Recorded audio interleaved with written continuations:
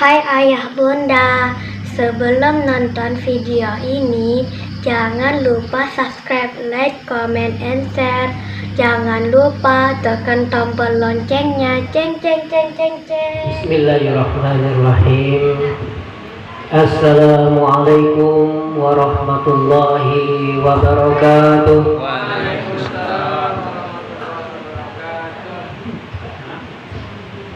Alhamdulillahirabbil alamin.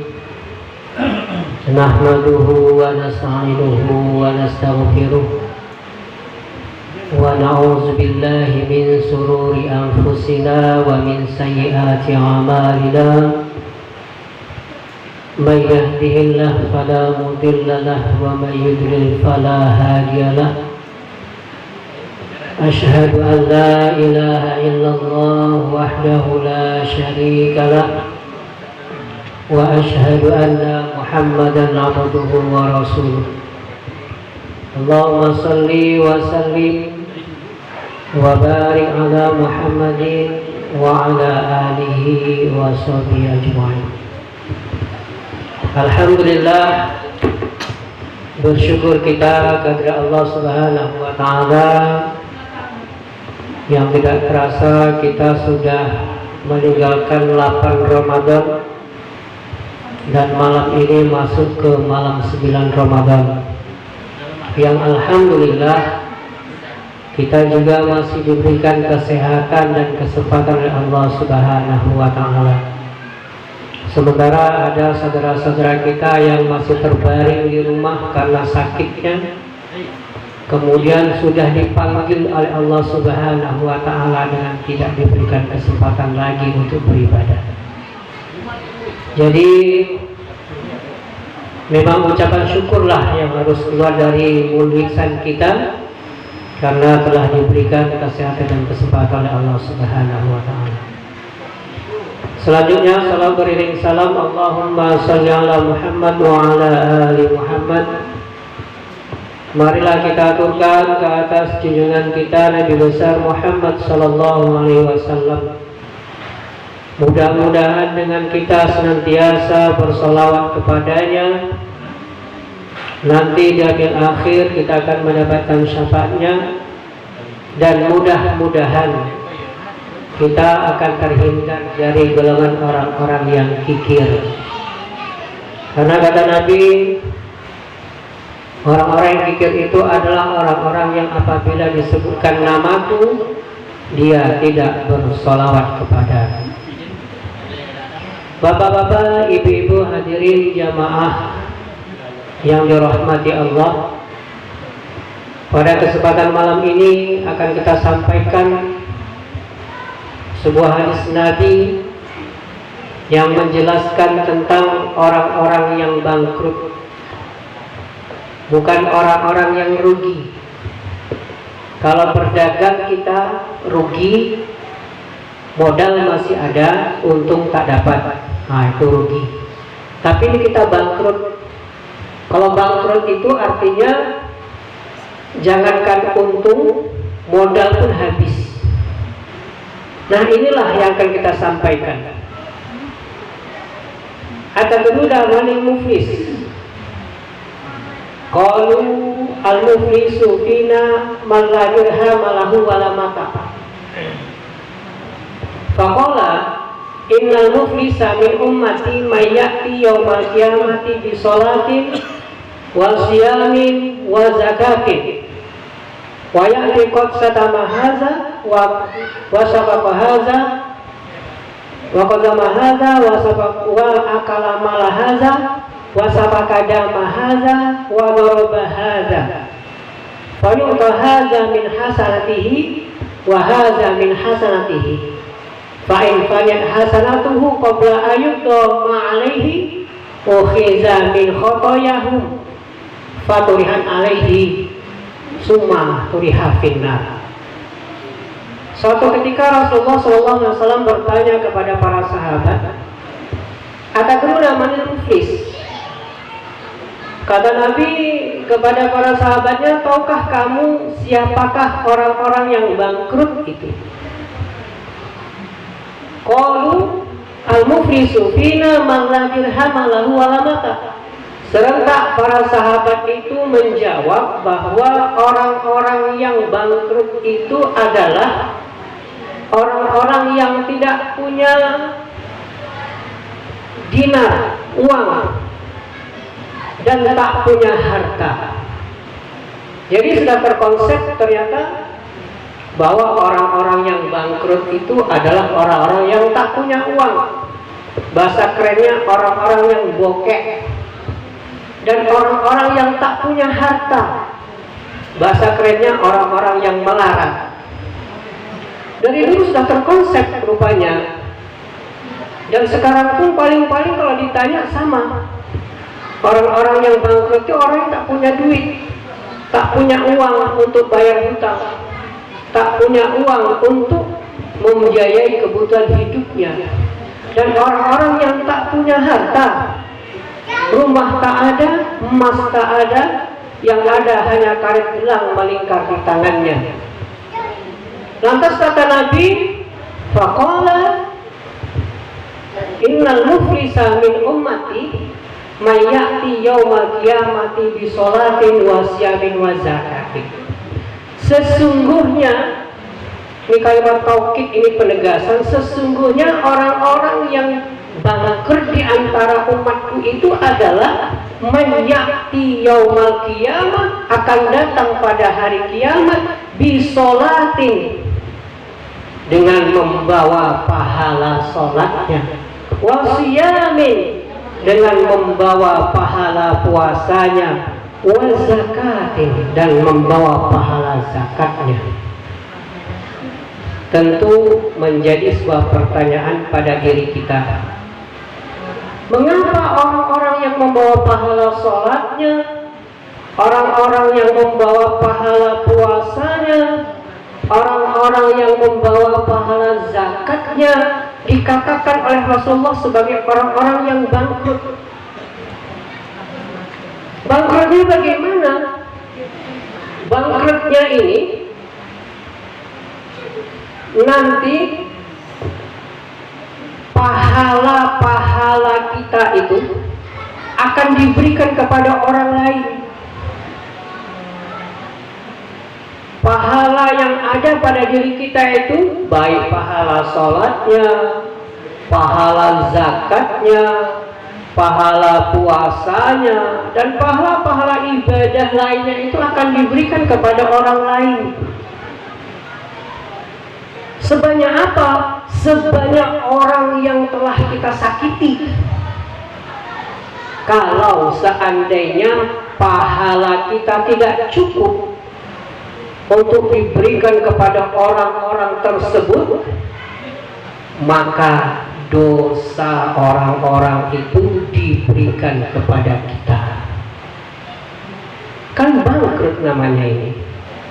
Sudahlah pahala kita habis, kemudian dosa orang itu diberikan kepada kita. Mengapa? Karena wayati qad syatama hadza, ketika dia masih hidup di dunia, sebelum meninggal dunia, ternyata dia masih membawa dosa-dosa.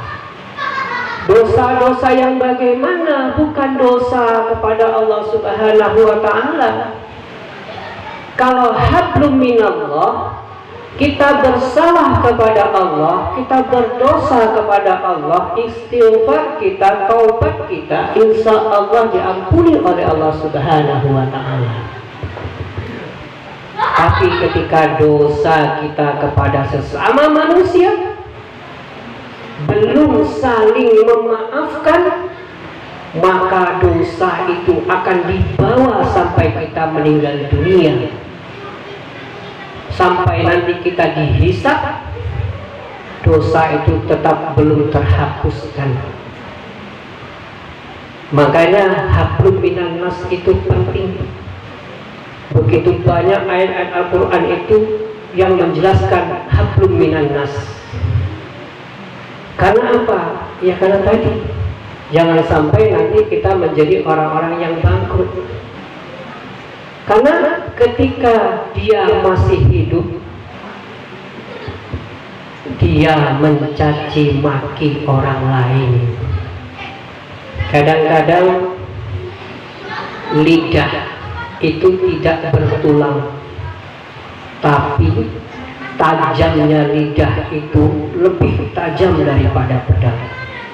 Kan ada kata pepatah, kalau pedang lukai tubuh, pastilah ada harapan sembuh. Tapi kalau sudah lidah lukai hati, kemana obat hendak dicari. Jadi lidah ini walaupun dia tidak keras, ini namanya tulang rawan, lunak, tapi sakitnya itu sampai di dalam hati. Sakitnya tuh di sini kan. Tapi kalau kita kena pedang, kena pisau, seret, sebentar sakitnya, nanti kita kasih obat sembuh. Tapi kalau sudah hati yang terluka, sakitnya lama. Kalau sudah kita tidak minta maaf sebelum kita meninggal dunia, maka rasa sakit itu terus dibawa sampai di akhirat. Dia menuntut di akhirat di hadapan Allah Subhanahu wa Ta'ala, maka tuntutannya itu akan dikabulkan oleh Allah Subhanahu wa Ta'ala. Ini yang pertama, mencaci maki orang lain tanpa sadar. Kadang orang ini kok jelek kali ya, orang ini kok gimana ya, gini. Kita tidak minta maaf. Kemudian menuduh orang lain, menuduh orang lain berbuat salah, menuduh orang lain berbuat yang tidak baik tanpa ada bukti. Tidak terima orang yang kita tuduh, maka dia akan menuntut nanti di hadapan Allah Subhanahu wa Ta'ala, akan dikabulkan oleh Allah Subhanahu wa Ta'ala. Kemudian yang berikutnya, wa akala mala haza, orang yang suka makan harta orang lain. Perlu kita sadari bahwa sesungguhnya di dalam harta kita itu ada hak-haknya orang lain. Wa atizal qurba haqqahu wal miskin wa ibnis sabil. Sesungguhnya di dalam harta kita itu ternyata ada hak-hak orang miskin dan ibnu sabil. Kalau hak itu tidak kita berikan, berarti sama halnya kita memakan harta orang lain. Kemudian dia menumpahkan darah, menganiaya orang lain, zalim kepada orang lain. Kemudian dia suka memukul orang lain. Nah, ketika kesalahan-kesalahan itu masih ada dan belum saling memaafkan, maka akan dibawa sampai di akhirat. Kalau seandainya di dunia barangkali salah kita minta maaf, insya Allah akan dimaafkan oleh Allah Subhanahu wa Ta'ala. Tapi kalau sudah meninggal dunia, kita belum sempat minta maaf, maka Allah tidak akan mengampuni dosa-dosa kita. Makanya kadang ketika kita mengantar jenazah, sering kali ketika jenazah itu masih di rumah, akan kita bawa menuju ke pusara, tempat yang terakhir. Kadang ada yang memandoi, bagaimana kondisi jenazah ini, baik kan, seperti itu. Itu artinya apa? Secara tidak langsung dia mewakili jenazah itu untuk meminta maaf. Ketika kita bilang baik, insya Allah akan baiklah dia, akan termaafkanlah dosa-dosanya. Sehingga ketika dosa-dosa itu di dunia habis, insya Allah kita tidak akan menjadi orang-orang yang bangkrut, orang-orang yang habis pahala kita untuk membayar dosa-dosa kita, orang-orang yang ketika habis pahala itu diberikan dosa-dosa orang yang pernah kita sakiti. Mudah-mudahan ketika waktu Allah berikan kepada kita, kita pergunakan dengan sebaik-baiknya untuk saling memaafkan. Memaafkan tidak harus menunggu hari lebaran. Kadang-kadang kita kan begitu. Kalau tak lebaran tak mau minta maaf. Kadang-kadang susahnya pas lebaran pun tak mau minta maaf. Wah, kan parah. Maafnya kapan? Ketika kita bersalah langsung kita minta maaf. Agar apa? Karena kita tidak tahu nyawa kita sampai kapan. Ketika kita bersalah, kita tidak minta maaf, nyawa kita diambil oleh Allah Subhanahu wa taala, belum sempat kita minta maaf. Nanti di akhirat kita akan dituntut dengan orang yang pernah kita buat salah tersebut. Untuk itu, mari kita senantiasa bermunajat kepada Allah Subhanahu wa taala agar senantiasa dibimbing hati kita, sehingga perjalanan hidup kita di dunia ini senantiasa diberkahi oleh Allah Subhanahu wa taala. Amin amin ya rabbal alamin. Terima kasih atas segala perhatian. Mohon maaf atas segala kekurangan. Wallahu muwaffiq ila aqwamit thoriq. Wassalamualaikum warahmatullahi wabarakatuh. Assalamu alayka ya Rasulullah. Assalamu alayka ya Rasulullah.